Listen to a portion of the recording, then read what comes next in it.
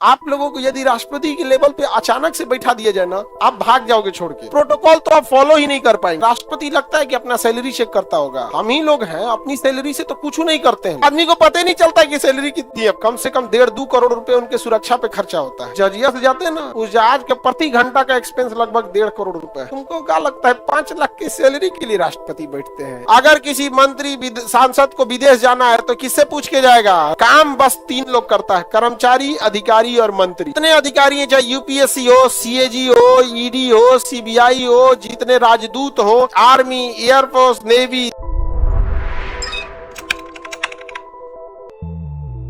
राष्ट्रपति पे महाभियोग के कितने कारण है? 3। संविधान का अतिक्रमण अर्थात मंत्रिमंडल की बात न मानना, मंत्रिमंडल की सलाह न मानना, विदेशी राष्ट्र के प्रभाव में न आना। महाभियोग प्रारंभ करने के लिए 1, पास करने के लिए कितना दिन टाइम? अगर दूसरा सदन भी पास किएगा 2-3। राष्ट्रपति का पद खाली, तो राष्ट्रपति की जगह कौन आएगा? उपराष्ट्रपति। चुनाव कितने महीने में? 6 महीने में चुनाव करा लिया जाएगा। समझ में आ गया कि नहीं आ गया? आगे बढ़ जाए। अब देखते हैं आर्टिकल 62, राष्ट्रपति के पद का रिक्त होना। राष्ट्रपति का पद का रिक्त होना, राष्ट्रपति का पद कैसे कैसे खाली हो सकता है? देखिए कैसे खाली हो सकता है। राष्ट्रपति का कार्यकाल समाप्त हो जाए, ये भी एक तरीका है कि सपोज कीजिए कि 2027 में राष्ट्रपति का पद समाप्त हो रहा है और उसके जगह जो नया राष्ट्रपति आएगा उसका चुनाव प्रक्रिया ही संपन्न नहीं हुई है, चुनाव प्रक्रिया संपन्न नहीं हुई है, तो इस कंडीशन में वही राष्ट्रपति अपने पद पर बैठा रहेगा। अर्थात यदि नए राष्ट्रपति के चुनाव में लेट हो जाता है तो राष्ट्रपति का पद क्या हो जाता है? खाली हो जाता है। तो इस कंडीशन में हम उपराष्ट्रपति को नहीं बुलाते हैं बल्कि उसी को पकड़ के बैठा देते हैं। तन साउरी बैठ जिलो तन सा लेट हो, नहीं समझ में गया? नहीं आदमी बैठा देता है। मेहमान ओमान कभी घरे आते हैं लोग, खाना खाने में देर होता है, उठ के बाहर लगता है तनी सा तनी देर हो रहे, आप नहीं देखते हैं? तो वैसे ही इनको क्या किया जाता है? तनी देर बैठा दिया जाता है। कब? जब कार्यकाल की समाप्ति हो गई हो और उसके जगह उसके उत्तराधिकारी का चुनाव नहीं हुआ हो तब। समझ में आ गया? लेकिन महाभियोग लग गया हो तब हाँ तुरंत हटा देंगे, अगला दिन नहीं होना चाहिए उस दिन। महाभियोग समझ कीजिए कि 10 बजे लग गया तो खूब से खूब रात 12 बजे तक आप राष्ट्रपति हैं। जितना दौड़ लीजिए पहाड़ी पे, रायसीना की पहाड़ी पे जितना दौड़ लीजिए, अगले दिन क्या कर देगा? राष्ट्रपति को फुर्सत होगा, वो कभी घूमा भी होगा उस जगह पे, आप कभी जाके देखिएगा, कभी फुर्सत ही नहीं मिलेगा आपको। आप लोगों को यदि राष्ट्रपति के लेवल पे अचानक से बैठा दिया जाए ना, आप भाग जाओगे छोड़ के। आपको ये मजाक लग रहा होगा, ऐसे समझो ये हम आपको 20 साल आगे की बात बताते हैं। जैसे अभी जिस उम्र में आप हैं, लगभग आप 20 से 25 के एज वाले हैं सब, कोई 20, 21, 22, 24, 25 इसी टाइप के। सपोज आप 25 के हैं और हम आपको बात कर रहे हैं 20 साल आगे की, यानी अगर जिस समय आप 45-50 के हो जाएंगे उस समय राष्ट्रपति के बोझ को संभालने लायक हो जाएंगे। अभी नहीं है तो आपको लगेगा काहे नहीं है। चलो हम 10-20 साल पीछे ले चलते हैं। जब आप नर्सरी में थे उसी समय सिलेबस पढ़ा देते आपको, तो पढ़ते कि भाग जाते कि नहीं भाग जाते? बस अभी अगर तुम्हें वहां बैठा दिया जाएगा भाग जाओगे। इतना वर्कलोड होता है, इतना वर्कलोड। अब प्रोटोकॉल तो आप फॉलो ही नहीं कर पाएंगे। प्रोटोकॉल इतना होता है कि आप बाहर निकलने से पहले आपको पूरा जांच हो जाएगा, आपके साथ कौन आ रहा है कौन नहीं जाएगा, आपका फैमिली किचुर दूसर गाड़ी में बैठे, आपकी सुरक्षा जरूरी है। आप किससे बतिया रहे हैं उससे मतलब नहीं है। यहाँ पे जो आपसे बतिया रहा है ना, वो पिछुआ खड़ा रहे, कहीं गटैया मत फोड़ दे। नहीं समझ में पता चला बतियाने मीटिंग ले ले, धाए दे पकड़ के मार दिया, उठोए तो 55-60 के सब ऊपरे रहता है, सब तेज धक्का मार देंगे तो गिर जाएगा। कौन मत कोई सेना के जवान थोड़ी है। वहां सुरक्षा के लिए बड़ी झमेला रहता है। वहां पे कौन गाड़ी से अंदर आएगा, कौन जाएगा, खाना क्या बनेगा, सारा चीज एकदम आपकी लाइफ मशीन की तरह हो जाएगी। तो लेकिन इसलिए वहां पे इतना झमेला करके ही पहुंचाया जाता है जो सारी चीजों को संभाल सके। और अकेले आपको पहुंचा देगा तो आपको बुझेबो करेगा कौन चीज, किसको आदेश देना है किसको नहीं, क्या प्रोसीजर फॉलो करना है क्या नहीं। उसका एक धीरे धीरे क्या होता है प्रोटोकॉल होता है। यहाँ पे आपको डायरेक्ट मंत्री बना दिया जाएगा ना, आपसे पावर में आपका सचिव घूमेगा, क्योंकि पता ही है बैला को कुछ पता नहीं हो नहीं समझे आपको। लेकिन ये जो पुराट मंत्री रहता है, इस सब घाट का पानी पी ले, बढ़िया बढ़िया IAS अधिकारी इन लोगों से डराता है, आप लोग से नहीं डराएगा। अचानक मंत्री बना दिए नहीं डराएगा, कहेगा रुक बताते हैं, हम अपने साइन से तोरे दाम पे घोटाला करते हैं, इतना पन्ना का फाइल बनाएगा। ये वो साइन आप ही को करना है, उसी में एगो घोटाला वाला रहेगा, लो साइन कर दिए, ले साइन कर दिए, आप ही का सचिव उसका एगो कॉपी करेगा, एगो लेटर लिखेगा, मेरे विभाग के मंत्री ने इस तरह का कांड किया है, मैं राष्ट्रपति से कहता हूं कि आप इसमें हस्तक्षेप करें, लिफाफा बंद करके एगो राष्ट्रपति को भेजेगा, एगो राज्यपाल को भेजेगा, जा बैठ गया सीबीआई जांच, मोए मोए ज्यादा मत बैठिएगा, समझ में आ रहा है कि नहीं आ रहा है? एग्जैक्ट यही काम बहुत, जितने मुख्यमंत्री के खिलाफ एक्शन हुआ है ना, सब ऐसे ही हुआ है, जितने भी मुख्यमंत्री के साथ एक्शन हुआ है ऐसे ही हुआ है। अब चूंकि एक प्रोटोकॉल है, किसी मुख्यमंत्री का नाम नहीं लेना है, लेकिन एक जिस राज्य में आप हैं, एक आपका पड़ोसी राज्य है, एक और भी है, जितने भी हुए हैं तो सब ऐसे ही हुआ है। समझ में आ रहा है कि नहीं आ रहा है? अच्छा, सचिव होता है आईएएस अधिकारी, और आईएएस आप राज्य में कितना नचा लीजिए, आईएएस तो है केंद्र सरकार का, वो तो भेजा है ना ड्यूटी करने के लिए, तो आपसे ज्यादा वो किससे डरेगा? केंद्र सरकार से डरेगा, तो मोए मोए करा देता है। समझ में आ गया कि नहीं आ गया? तो मोए मोए कर देता है। तो मंत्री भी होशियार है, सब कहते हैं सब केक कटेगा सब में बटेगा, तब होगा टेंगे टेंगे और अगर केक कटा और नहीं बटा तो मोए मोए बट गया तो आगे बढ़ते आगे बढ़ते आगे बढ़े। तो महाभियोग समझ में आ गया, त्यागपत्र तो समझ में आते हैं, उब के इस्तीफा दे दे, उब के क्या दे दे, इस्तीफा दे। बोलो, अरे वो बोल दिए थे ऐसा ही टैक्स का, अरे तू कुछ बात पे महाभियोग ले आ दोगे? अरे बाबू झूठा बात की नहीं है, राष्ट्रपति लगता है कि अपना सैलरी चेक करता होगा, आप समझो, राष्ट्रपति अपना सैलरी थोड़ी चेक करता होगा, उनको लगता होगा कि बचपने से टैक्स देते आ रहे हैं, जब से कमाने चालू किए हैं, तो उनको लगा होगा, राष्ट्रपति साहब कानपुर के सम्मेलन में गए थे, हमारे राष्ट्रपति साहब फ्लो में बोल दिए होंगे कि हमारे पे भी टैक्स लगता है, तो तुम इसके लिए उन पर महाभियोग लगा दोगे? इतना किसको ध्यान रहता है? हम ही लोग हैं, अपनी सैलरी से तो कुछ नहीं करते हैं लोग, जैसे सारा काम केजीएस के खर्चा पे डाल देंगे लोग, दिल्ली जाएंगे कौन खर्चा देगा? केजीएस। दो तरह का, जैसे आपका जो भी फीस आता है ना, वो कहाँ जाता है? केजीएस। अब इसमें जिसकी जितनी सैलरी है उसके पास जाएगा, बाकी सब किसके पास रह जाएगा? केजीएस के पास। मेरे पर्सनल पास नहीं आएगा। वो अलग बात है कि वो एसेट बन के रहेगा यहाँ पे, हम अपने नहीं। तो हमको क्या जाता है, जहां जाएंगे सारा खर्चा किस पे डाल देंगे? हम किसके काम से जाते हैं? केजीएस के काम से। अपन काम से हम कहाँ जाए? यहाँ कहीं एगो कुर्सी खरीदना रहेगा, आई कुर्सी खरीदना, सपोज हमको कुर्सी खरीदना है, तो हम अपने नाम पे बिल देंगे, खान सर अपने अकाउंट से ना, किसके अकाउंट से देंगे? किसके लिए कुर्सी बैठ रहे हैं? केजीएस के लिए बैठ रहे हैं। एसी लगाना है, बताओ, एसी हमको सपोज हमको अपने घर में एसी लगाना है, हम अच्छा से रहेंगे, बीमार नहीं पड़ेंगे, तो किसको ठीक है? केजीएस। तो बिल कौन देगा? हाँ, बस वही हो गया। तो आदमी को पता ही नहीं चलता कि सैलरी कितनी है अपनी। लास्ट मतलब साल के लास्ट में ना सब अकाउंट क्लोज होता है, तो कहता है सर आपका सैलरी नहीं गया, भेज देते हैं। तो वही होता है, राष्ट्रपति को अपना खर्चा क्या है जी, करोड़ों रुपए प्रतिदिन, कम से कम 1.5-2 करोड़ रुपए उनके सुरक्षा पे खर्चा होता है। तुमको क्या लगता है तुम्हारे 5 लाख के लिए भूखाइल बैठल है? 2 करोड़ रुपए के कम से नीचे उनका प्रतिदिन का सिक्योरिटी एक्सपेंस नहीं होगा, इतना भयानक है। जिस जहाज से जाते हैं जहाजिया का फ्लाइंग एक्सपेंस होता है, प्रति घंटा लगभग 1.5 करोड़ का उसका एक्सपेंस है। जहाजिया से जाते हैं ना, उस जहाज के प्रति घंटा का एक्सपेंस लगभग 1.5 करोड़ रुपए। तुमको क्या लगता है 5 लाख की सैलरी के लिए राष्ट्रपति बैठते हैं? इसीलिए वो गलती से बोल दिए थे कि हमारे पे टैक्स लगता है। देखो नहीं गए होंगे सैलरी कितना है, अब देख लेंगे तो मने ठंडा आ जाएगा, 5 लाख देता। हाँ, देखो ये भी भाषा बोलने लगा, कह रहा कि इससे ज्यादा तो केक काटने पे बढ़ जाता है। ये कौन सा केक काट रहा है आपको पता है कि नहीं? ये केक काट रहा है, इसका मोए मोए नहीं होगा। इसका क्या होगा? राष्ट्रपति की मृत्यु हो जाए तो भी राष्ट्रपति का क्या हो सकता है? उसका पद खाली होगा, कौन आएगा? उपराष्ट्रपति। निर्वाचन अवैध घोषित हो जाए, निर्वाचन अवैध घोषित हो जाए। कैसे निर्वाचन अवैध घोषित हो जाएगा? सपोज कीजिए कि कहीं वो कोनो सरकारी नौकरी पे होंगे, जैसे बिहार के अगर हैं तो कहीं सेटिंग उटिंग करके नौकरी ले लिए होंगे, ध्यान नहीं आया होगा कि नौकरियों हम करते हैं।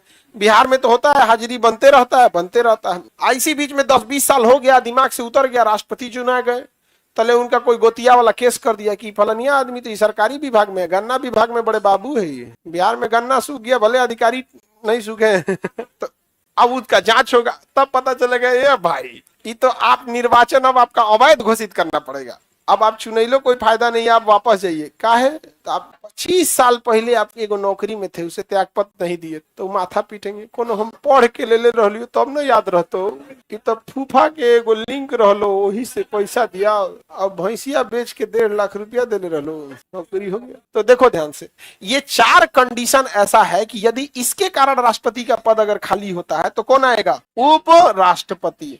लेकिन अगर कार्यकाल समाप्त हो गया तो उसी को बैठाया जाएगा कि बैठ जाओ तनी 2-3 महीना और, इलेक्शन तक बैठ जाए, समझ में आ गया कि नहीं आ गया।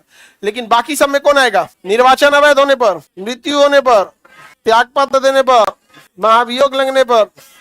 क्या किसी का निर्वाचन आज तक अवैध हुआ है? नहीं। क्या त्यागपत्र दिया है? नहीं। क्या महाभियोग लगा है? नहीं। कार्यकाल समाप्त होने के बाद भी निर्वाचन बाकी रहा है? नहीं। सब टाइम से हो जाता है। इलेक्शन है तो एक देश में टाइम से होता है। लेकिन मृत्यु हुई है किसकी? दो लोगों के, जाकिर हुसैन और फखरुद्दीन अली अहमद। राष्ट्रपति की विभिन्न शक्तियां। पहला शक्ति कार्यकारी शक्ति। कार्यकारी का मतलब होता है एग्जीक्यूटिव। एग्जीक्यूटिव पावर का मतलब होता है जितने भी कर्मचारी हैं, जितने भी अधिकारी हैं, जितने भी मंत्री हैं, काम बस 3 लोग करता है, कर्मचारी, अधिकारी और मंत्री। कर्मचारी, अधिकारी और मंत्री, इन्हीं को क्या कहा जाता है? एग्जीक्यूशन या कार्यकारी शक्ति। एग्जीक्यूशन या कार्यकारी शक्ति। समझ में आ रहा है कि नहीं आ रहा है? किसी को दिक्कत? आगे बढ़े तो बताइए, देश की सारी कार्यकारी शक्ति किसके पास है? राष्ट्रपति के पास। लेकिन राष्ट्रपति खुद करेगा? वो किसे दबाएगा? किसी न किसी मंत्री को। अब मंत्री खुद करेगा, किसे भेजेगा? अधिकारी को। और अधिकारी खुद करेगा, किसे भेजेगा? कर्मचारी को। और कर्मचारी को खुद करना पड़ेगा। आपका रिजल्ट हो जाएगा, ऊपर से कमिश्नर आपको थमा दिए, फाइल की जांच करके दीजिए, आपको करना पड़ेगा। चुपचाप शांति से क्या करिएगा? जांच कीजिएगा। अब अपना अपना केस डायरी आप लोग को लिखना पड़ेगा कि शाम को 4 बजे गाड़ी से निकले सबूत इकट्ठा करने के लिए। तो कार्यकारी शक्ति समझ में आ गया। मंत्री, अधिकारी, यही सब किसमें आते हैं? कार्यकारी। विधायी शक्ति में कौन आते हैं? सांसद। विधायी शक्ति में सांसद, जिन्हें जनता चुनती है, वो किसमें जाता है? विधायी में। और वही क्या करता है? कानून बनाता है। क्या एग्जीक्यूटिव, कार्यकारी लोग कानून बना देंगे? कानून कौन बनाएगा? विधायक। मंत्री चाहेंगे कानून बना देंगे? ना, मंत्री कानून को प्रस्ताव रखेंगे और विधायी यानी सांसद बैठ के हो हंगामा पहले करेंगे, कागज उछालेंगे, कूदेंगे, चौकी पीटेंगे, यही करेंगे, वो करेंगे, उसके बाद पारित होगा। और जब पारित हो गया तो उसको लागू कौन कराएगा? हाँ, कार्यपालिका। कौन कराएगा? कार्यपालिका। तो समझ में आ रहा है कि नहीं आ गया? तो राष्ट्रपति के पास कार्यकारी शक्ति है। विधायी शक्ति है। विधायी शक्ति में कैसे है समझिए ध्यान से। संसद की बैठक कौन बुलाएगा? राष्ट्रपति। वापस भेजेगा? राष्ट्रपति। विधेयक लोकसभा और राज्यसभा में पास हो जाएगा तो फाइनल साइन करेगा? राष्ट्रपति। संसद नहीं चल रहा है, टेम्पोररी कानून बनाएगा? राष्ट्रपति। तो पूरी विधायी शक्ति किसके पास? राष्ट्रपति। लेकिन हकीकत में राष्ट्रपति के पास नहीं है, ये आप भी जानते हैं। किसके पास है? प्रधानमंत्री का। हकीकत में किसके पास है? प्रधानमंत्री के पास। ऐसे दिखने के लिए राष्ट्रपति के पास, ऐसे में रियल में प्रधानमंत्री। तो बताओ बहू, किसी को विधायी शक्ति में डाउट है? क्या होता है विधायी शक्ति के अंतर्गत बताइए? हाँ, जब तक साइन नहीं करेगा कानून नहीं बनेगा। अपने हिसाब से क्या दे सकता है? टेम्पोररी कानून, जिसे हम अध्यादेश कहते हैं, कौन ला सकता है? राष्ट्रपति। तो कार्यकारी शक्ति राष्ट्रपति। मंत्री किस में आएगा? कार्यकारी शक्ति। तो जितने मंत्री हैं उसकी नियुक्ति कौन करेगा? राष्ट्रपति। किस शक्ति के तहत? कार्यक्रम। जितने अधिकारी हैं, जैसे सीएजी हो गया, यूपीएससी अध्यक्ष हो गया, आपका चुनाव आयोग के अध्यक्ष हो गए, सीवीसी हो गए, सीबीआई डायरेक्टर हो गए, या फिर आपके कोई भी चुनाव आयोग के हो गए, ईडी के डायरेक्टर हो गए। आजकल ईडी तो पूरा मुझे लग रहा है कबड्डी खेल रहा है, फॉर्म में चल रहा है। अभी शांत है, फाइल तैयार कर रहा होगा, लिस्ट बनेगा तब ना।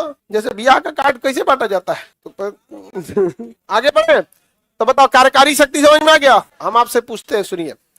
किसी विधेयक पर हस्ताक्षर करना, जब वो लोकसभा और राज्यसभा से पास हो गया है तो उस पर हस्ताक्षर करना राष्ट्रपति का कर्तव्य है। वह कार्यकारी शक्ति है या विधायी शक्ति? हाँ, किसी राजदूत को ब्रिटेन, मान के चलिए किसी राजदूत को, भारत में कोई यूपीएससी निकाला राजदूत है, उसे इटली भेजना है, किस शक्ति में आएगा? हाँ, लड़का लोग बताओ। अरे अधिकारी है ना, है किस शक्ति में? कार्यकारी। किसी विदेश का, समझ कीजिए पाकिस्तान का आदमी आया कि हम भारत में क्या रहेंगे? राजदूत, तो उसे अनुमति देंगे किस शक्ति के तहत? कार्यकारी शक्ति के तहत। समझा क्या? कानून बना देंगे, विधायी शक्ति। तो दोनों शक्तियां हैं कि नहीं राष्ट्रपति के पास? लेकिन राष्ट्रपति का नाम लेके एक्चुअल में प्रयोग कौन करता? क्या राष्ट्रपति के पास पैसा से रिलेटेड कोई शक्ति है? क्या कोई वित्तीय शक्ति है? कौन सी शक्ति देखा जाए? बजट प्रस्तुत करने का अधिकार किसे है? राष्ट्रपति को।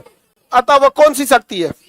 लेकिन राष्ट्रपति कहता है कि हम इतना देर भाषण दे, तो वो किसी मंत्री को कहेगा, वित्त मंत्री को कहेंगे पढ़ो बजट, आप पढ़ो बजट पढ़ो। तो मंत्री को कहते हैं बजट प्रस्तुत करने का किस शक्ति के तहत? अगर कहीं कोई इमरजेंसी आ जाए तो आकस्मिक निधि से पैसा निकालते हैं राष्ट्रपति की शक्ति के तहत। किस शक्ति के तहत? वित्तीय शक्ति के तहत। समझ में आ गया। किसी राज्य को प्रधानमंत्री के सलाह पर राष्ट्रपति वित्तीय शक्ति के तहत विशेष राज्य दे देते हैं। क्या दे देते हैं? विशेष राज्य दे देते हैं। जब विशेष राज्य दिया जाता है ना, तो उसमें उसके योजनाओं में केंद्र सरकार ज्यादा पैसा लगा देती है। अभी एगो एम्स बन रहा था, कहाँ, दरभंगा में कि कहाँ, वहां जमीन डिस्प्यूट राज्य सरकार और केंद्र सरकार के बीच में हो गया कि वहां जमीन खरीदने पे जो खर्च आ रहा था लगभग 300 से 400 करोड़ रुपया खर्च आ रहा था, और एम्स बनाने का खर्चा था 300 करोड़। तो केंद्र सरकार कह रही थी तुम जमीन खरीद के दो, हम एम्स बना देंगे।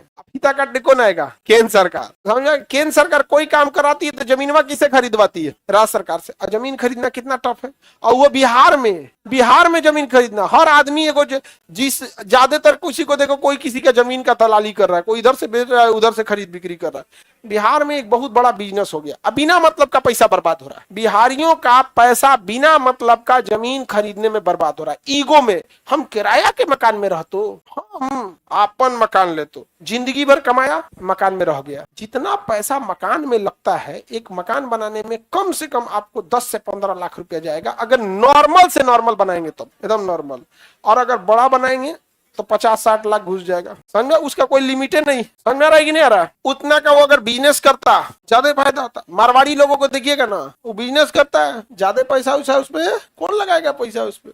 लेकिन हम बिहारी लोग सीधे क्या खरीदो? जमीनें खरीदता। और बिहार में जितनी लड़ाई झगड़ा है, उसका 55% मुकदमे जमीन की वजह से है।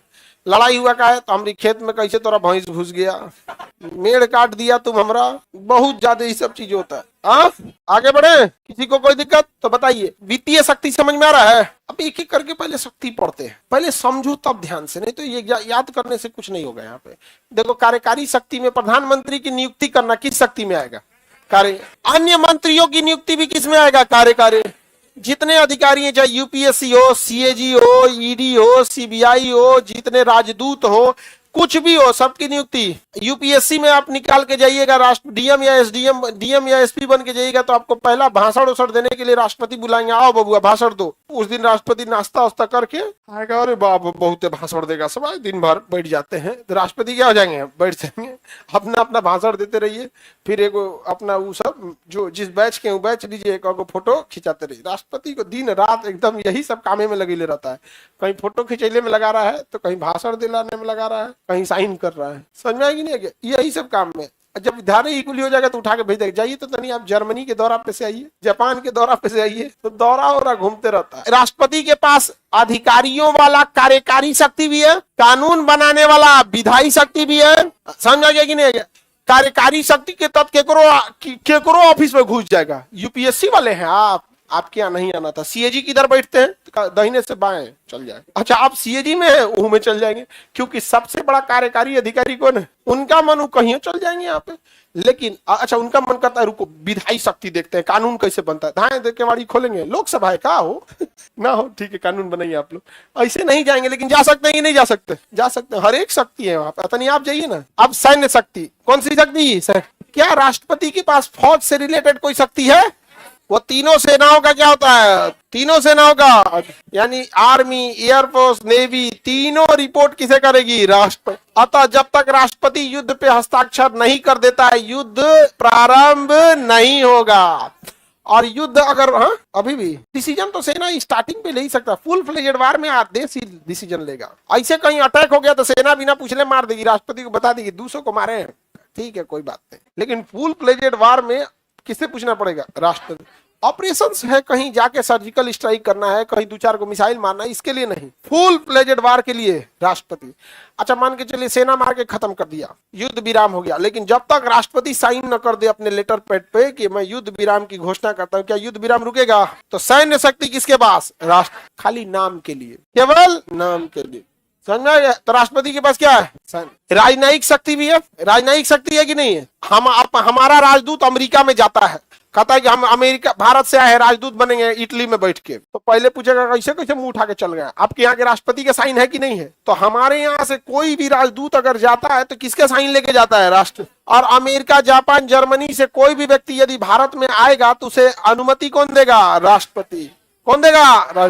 तो क्या उसके पास राजनीतिक शक्ति है कि नहीं है? अगर किसी मंत्री सांसद को विदेश जाना है तो किससे पूछ के जाएगा? राष्ट्रपति साइन करते हैं, आप जा सकते हैं।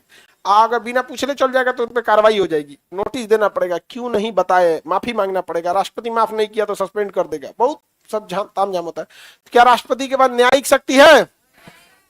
हाँ, तीनों सेनाओं की शक्ति है किसके पास? राष्ट्रपति के पास आपातकालीन शक्तियां भी है। आपातकालीन शक्ति बहुत जरूरी है। अगर आपको राष्ट्रपति के शक्तियों से सवाल आएगा तो कहां से आएगा? आपातकालीन शक्तियों के तहत से ही सवाल आएगा। रेडी हैं? कौन कौन सी आपात शक्ति है? अगर राष्ट्र पर आपात लग जाए तब राष्ट्रीय आपात, राज्य पर आपात लग जाए तो राजकीय आपात, और अगर पैसा का संकट आ जाए तो वित्तीय आपात। कितने तरह के आपात?